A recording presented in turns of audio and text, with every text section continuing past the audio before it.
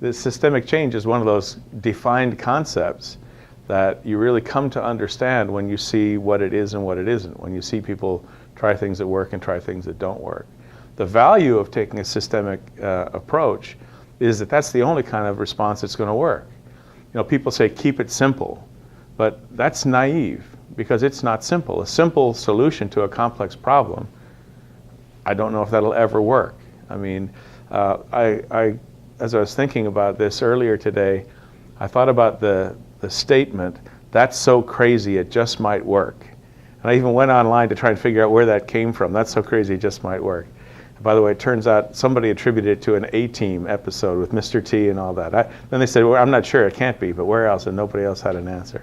But anyway, "That's so crazy it just might work" reminds me of systemic change, in that the systemic change is kind of crazy and chaotic, but it's planned chaos.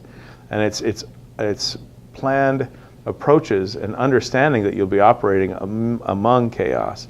And if it's not crazy, if it's not complex, and complex and crazy and complicated. So there's a difference between complex and complicated, or compound. You know, these things are compound. There are many aspects to it, but it doesn't make it hard in terms of can't be done. It just makes it require a multifaceted kind of approach. So the advantage to thinking and operating in a systemic way is that you have a chance of doing something that's very difficult to do. Otherwise, you're just sort of letting things evolve and rolling with it. If you really think you can steer this big thing, and again, I like the Margaret Mead quote, you know, "Never doubt that a small group of concerned individuals can change the world. It's the only thing that ever has." Right? So you can, but you're not going to do it by shooting from the hip. There is no silver bullet. You can't just flip a switch and expect something to happen.